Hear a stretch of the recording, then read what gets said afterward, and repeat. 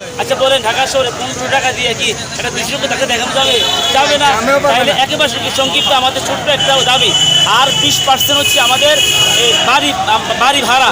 এটা আজকে যে সমস্ত পুলিশ আমাদের অফিসারদেরকে গলা টেনে হেসড়ে নিয়েছে, দাঁড়িয়ে টেনে, তারপরে গলা চেপে ধরে আমাদেরকে অত্যাচার করেছে, সাউন্ড গ্রেড নিক্ষেপ করে, তারপরে আমাদের রক্তাক্ত করে, যারা এই মেট্রিক পাস অথবা এসএসসি পাস পুলিশ তারাও কিন্তু বাড়ি ভাড়া পায় 45 থেকে 50%।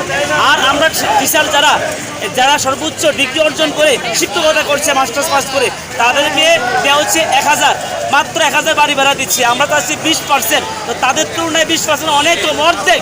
তো অর্ধেকও যদি দেওয়া নেওয়া হয়, এটা যাদের জন্য দুর্ভাগ্যের বিষয়। আর তারা আজকে আমরা চাচ্ছি বিপ্লবী সরকারের কাছে, ছাত্র জনতা তাদেরকে বিপ্লব করে ক্ষমতা বসাইছে, এখন জনগণ তাদের ক্ষমতা বসাইছে। আজকে ছাত্ররা পর্যন্ত, ঢাকার উপরে ছাত্র আজকে আসছে, ডাকসুর আসছে, এখানে এসে ওরা পর্যন্ত সুপারিশ করছে শিক্ষকদেরকে অধিকার দেওয়া হোক। যদি আজকে সরকার সে দাবিটা না মানে, তাহলে বুঝে গেল জাতির সাথে গাদ্দারি করতেছে।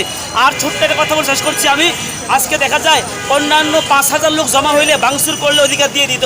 আজকে এখানে 50 থেকে 1 লক্ষ শিক্ষক আজকে জমা হয়েছে, আলহামদুলিল্লাহ।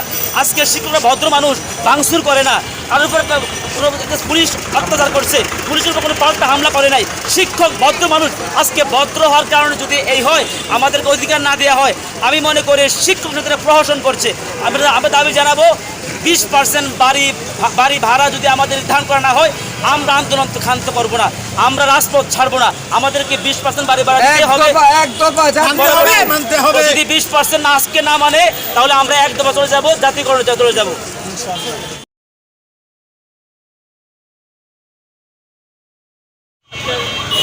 মাধ্যমে জানাতে চাই যে আসলে আমাদের এই শিক্ষার ক্ষেত্রে আমাদের শিক্ষকদের কিন্তু অনেক নিষ্পেষিত করে রাখা হয়েছে। দেখেন, আমরা স্বাধীনতার এত যুগ পরে এসেও এখনও আমাদের শুনতে হচ্ছে, এইবার আমরা 20% বাড়ি ভাড়া চাইতে গিয়ে শুনতে হচ্ছে যে আমাদের নাকি খোঁজ বরাদ্দের মধ্যে এত টাকা নাই, আমাদেরকে ওনারা 20% বাড়ি ভাড়া দিতে পারবে না। মেডিকেল অ্যালাউন্স 1000 আছে, 500 টাকা বাড়াইতে পারবে না। আমার জাতির কাছে একটা প্রশ্ন, আমাদের এই দেশের সাধারণ সচেতন নাগরিকের কাছে একটা প্রশ্ন, এত বছর পরেও আমাদের এই শিক্ষার বৃহৎ একটা অংশ বেসরকারি অন্তর্ভুক্ত, সেই শিক্ষা ব্যবস্থা এখনও কি আমরা থোক বরাদ্দের মধ্যে আমরা থাকবো? আমাদের এই জাতিকে কি এই থোক বরাদ্দের মধ্যে ওনারা রাখবেন? আমাদের আমরা মন্ত্রীরা, আমরা আমাদের নেতারা ওনাদের সাথে বসছে আমাদের দাবি দেওয়া নিয়ে, আমাদের 45% দেওয়ার আমরা আমাদের চাওয়া ছিল, কিন্তু ওনাদের সাথে ওনারা বসে বলছে যে না, এত দেওয়া যাবে না, আপনাদেরকে আমরা 20% ওনারা দিতে রাজি হয়েছে। আমাদের নেতারা সেই 20%ই মেনে নিয়ে চলে গিয়েছেন, আমাদেরকে সান্ত্বনা দিয়েছেন, হ্যাঁ ওনারা 20%-এ রাজি হয়েছে, ঠিক আছে, আমরাও শান্ত ছিলাম। আমরা তো রাজপথে আসতে চাই।